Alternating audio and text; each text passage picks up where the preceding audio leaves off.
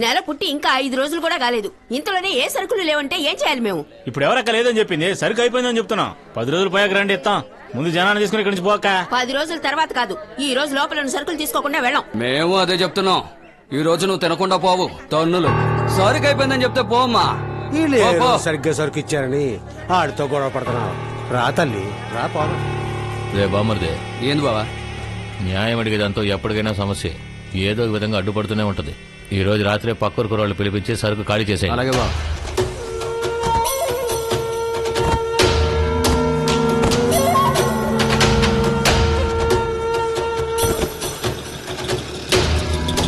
బాబు, ఇంత రాత్రి వాళ్ళు ఏమెక్కిస్తున్నారు? గొడవ నుంచి బియ్యం ముట్లు ఎక్కిస్తున్నాం. ఏంది గొడవనా? బాబు, ఇది రేషన్ కొట్టయ్యా. రేషన్ కొట్లో అందరూ సరుకులు దించుతారు, ఎవరు ఎక్కించరయ్యా. వీళ్ళు దోచుకునేది ఎవరికి తెలియకూడదని బోని సంచులతో బోర్డును మూసేశారు చూడు. పాపంపేట మండల దుకాణమా? అయ్యో, ఏక మానవాడిని పట్టుకోలేమే. ఏందిరా 10 రూపాయలు ఇచ్చే చోట 20 ఇస్తాండారే, ఏదో తేడాగా ఉంది అనుకున్నా. కరెక్ట్ గా తప్పుగా ఉందిరా. రే మావా, తప్పుగా మాత్రమే కాదు, చాలా రాంగ్ గా కూడా ఉంది. అక్క మన్నించక, ఏదో తెలియక చేసినావు. రే మూటలు దించండి రా. రే గోపి, మూటలో దించమన్నావా? మూటలు ఎక్కించకుండా ఈ రోజు ఎవడో ఇక్కడి నుంచి పానాలతో పోలేడు. ఏయ్, ఎప్పుడు చూసినా నీకు మాతో గొడవ పడమే పని అయిపోయిందా? ఈసారి నేను ఆడదాని మీద చెయ్యెత్తుతావా? రే బీగాలేసి తాళాలేవండి. సరే మావా, వెళ్ళండి. త్వరగా దించండి. అక్క ముందు పోలీస్ స్టేషన్కి వెళ్ళి కంప్లైంట్ ఇవ్వక. తినే తిండిని దోచుకుని ఇట్లాంటి వాళ్ళని ఊరికే వదలకూడదు. సాక్ష్యానికి కావాలంటే నన్ను ఎప్పుడైనా పిలు. పేరు రాయుడు, ఊరు బొప్పరాయ సముద్రం. చూడయ్యా, ఈ ఊళ్ళో ఉన్న మగాళ్ళంతా తెల్ల పంచలు కట్టుకుని పేరుకు మగాళ్ళలా ఉన్నారు. నువ్వొక్కడవే వీళ్ళని ఎదిరించి అడిగావు. నీలాంటి మగాడిగా నీ ఊళ్ళో ఉన్నాడనుకో, పాపం పేటేంటి పార్లమెంట్ దాకా వెళ్తాను. ఇవ్వరా ఇందాక తాళాలు.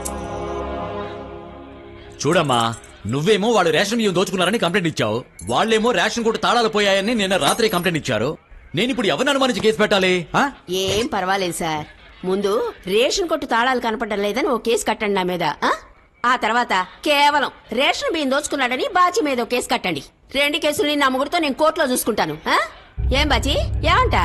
చూడమ్మా, లేనోడి మీద కేసు పెట్టాలంటే నాకు ఎలాంటి సాక్ష్యాలు అక్కర్లేదు. కానీ పదవిలో ఉన్నోడి మీద కేసు పెట్టాలంటే నాకు ఎవరో ఒకరు సాక్ష్యం కావాలి. ఇందాక అన్నావుగా ఎవరో బొప్పరాయ సముద్రం కుర్రాడు ఉన్నాడని. వెళ్ళి వాడిని పిలుచుకురా. ఒక్కటేంటి 2 కేసులు పెడతాను.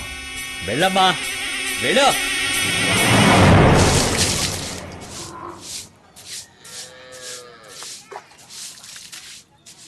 అమ్మా, ఎవరు తల్లి నువ్వు? లోపలికి రా. నా పేరు భానుమతమ్మా, పాపంపేట నుంచి వస్తున్నాను. ఇక్కడ రాయుడని నా మనవడే. ఏంది విషయం? అదేం లేదమ్మా, మీ మనవడు నిన్న మా ఊరికి లోడ్ ఎక్కించడానికి వచ్చాడు. వచ్చిన చోట ఓ చిన్న గొడవ జరిగింది, రేషన్ బియ్యం దోచుకున్నందుకు.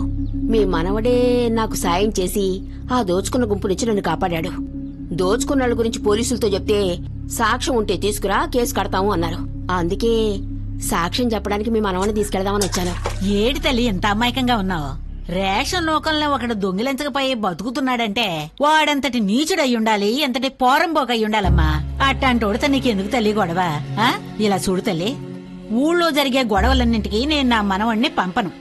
నువ్వు ఇందాక చెప్పినట్టుగానే పోలీస్ స్టేషన్కి వచ్చి నా మనవడు సాక్ష్యం చెబితే ఆడికి నా మనవడికి గొడవ వత్తది. అట్టా గొడవ వస్తే ఆడిని పొడిచి చంపేస్తాడు నా మనవడు. ఎందుకంటే నా మనవడు అంత కోపిస్తోడు. ఇలా చూడు తల్లి, నా మనవడికంటూ నేను, నాకంటూ నా మనవడే ఉన్నాం. నేనున్నంత వరకు నా మనవడు హంతకుడు కావడానికి నేను ఒప్పుకోను. అంతేకాకుండా నా మనవడు మొదటిసారి అయ్యప్ప స్వామి మాలేసుకుని కన్యస్వామిగా ఈ రోజే పాదయాత్ర పోతున్నాడు. అందువల్ల ఆడు రావడం కుదరదు. దయచేసి నువ్వు వెళ్ళిపో తల్లి.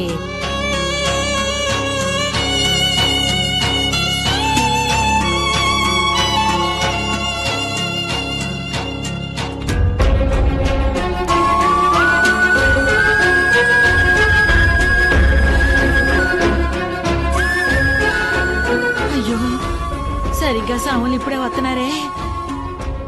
ఏం చెప్పి తీసుకెళ్లిపోద్దా? స్వామి, రాత్రి రేషన్ కొట్టు దగ్గర ఆవిడే స్వామి. అక్క ఏందయ్యా? ఏంటక్క మా ఊరేపు? ఓ ముఖ్యమైన వ్యక్తిని కలవడానికి వచ్చినా ఆయన లేరు, అందుకే వెళ్ళిపోతున్నా. మళ్ళా వాళ్ళు వచ్చి గొడవ ఏం పెట్టలేదుగా? అబ్బే లేదయ్యా. సరే, ఒకవేళ వచ్చారంటే అదే నా ఇల్లు, ఎప్పుడైనా పిలవక్క. వద్దక్క, జాగ్రత్త. అలాగే. రా సౌమ్య. అక్కని చూడగానే మన కోసమే వచ్చింది అనుకున్నా చూడే.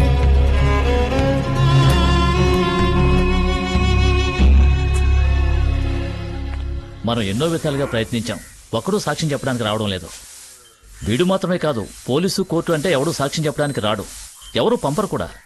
ఊళ్ళో అందరూ చోద్యం చూసి వెళ్ళిపోయినట్టు మనం కూడా చోద్యం చూసి వెళ్ళిపోవడమే. ఏం చేయలేం భాను.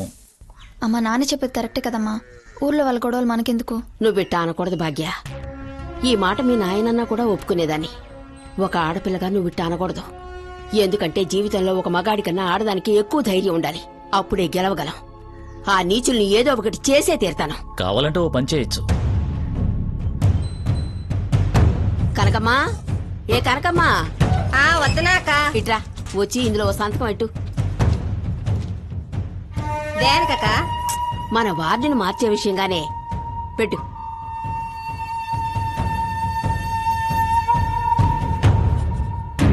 వాళ్ళు తప్ప మిగతా వాళ్ళందరూ ఇందులో సంతకాలు పెట్టినారు సార్. 33% స్త్రీల రిజర్వేషన్ ప్రకారం ఎలాగైనా మా వార్డుని స్త్రీల వార్డుగా మార్చేయండి సార్. కలెక్టర్ గారితో చెప్పి తప్పకుండా మార్చేద్దాం. వీళ్ళు పెట్టిన సంతకాలతో ఆ దుర్మార్గుల తలరాతలనే మార్చేయొచ్చు. బయటూరాడు ఆ బుక్కరాయ సముద్రం ఊరోడుకున్న భయం ఈ ఊళ్ళో ఉన్న దీనికి లేదు. ఉండుంటే స్టేషన్కి వెళ్ళి కంప్లైంట్ ఇస్తుందరా. ఎరా ఇంత ఒళ్ళెట్టుకుని ఎందుకురా టెన్షన్ అవుతా ఉండో? కేవలం ఒక ఆడది మనకి శత్రువారా? బాచే ఆడదేరా నీకు శత్రువు. ఏంద్ర నువ్వు అనేది? చూడు బాచి, రాబోయే ఎలక్షన్ కి మగోళ్ల వాడిగా ఉన్న మన ఏరియాని ఆడోళ్ల వాటిగా మార్చడానికి ఊరంతా సంతకాలు తీసుకుంటోందిరా ఆమె. చూడు నీకు ఆపోజిట్ గా ఊర్లో వాళ్ళు మొత్తం సంతకాలు పెట్టేసినారు. దీనికి ఆ తహసీల్దార్ కూడా సపోర్ట్. పెడితే పెట్టారులేరా. నేను పోటీ చేసే చోట నా పెళ్ళాన్ని నిలబెట్టి గెలిపిస్తా. నన్నెందుకు నిలబెట్టాలనుకుంటున్నారు? పోటీ చేసి ఓడిపోటానికా? నా పరువు పోవాలా ఏంది? మీరు నిలబెట్టడం ఇష్టం లేక ఊళ్ళో ఉన్న వాళ్ళందరూ సంతకాలు పెట్టి ఇచ్చాక నాకు మాత్రం 4 గోళ్ల మధ్య ఓటేస్తారా ఏంది? ఇలా చూడండి, అది పాపంపేటలో ఉన్నంత వరకు మీరు పదవిలో ఉండలేరు. మీరు పదవిలో ఉండాలంటే అది ఉండకూడదు.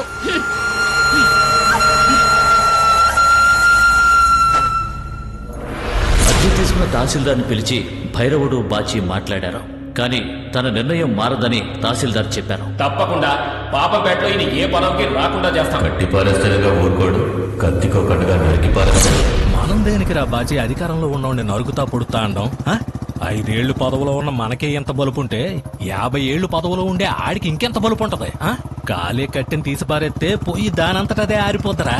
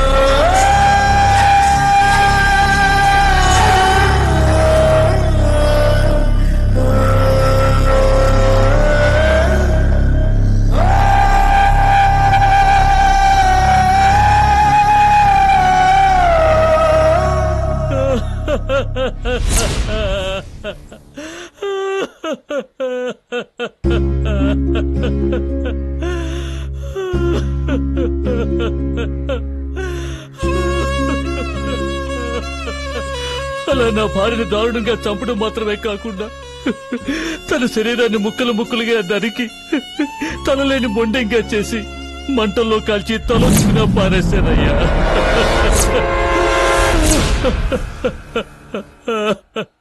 తల దొరికినందువల్ల మనిషిని గుర్తుపట్టలేవని వాళ్ళకి అనుకూలంగా పోలీసులు కేసును మూసేయాలనుకున్నారు. అప్పుడు నా కూతురు చనిపోయింది మా అమ్మాయి అని సెషన్స్ కోర్టులో పిటిషన్ వేసింది. పిటిషన్ స్వీకరించిన కోర్టు DNA పరిశోధనకి ఆజ్ఞాపించింది. డిఎన్ఏ పరీక్ష చేయించడానికి ఆ రోజు నేను నా కూతురు హాస్పిటల్కి వచ్చాం.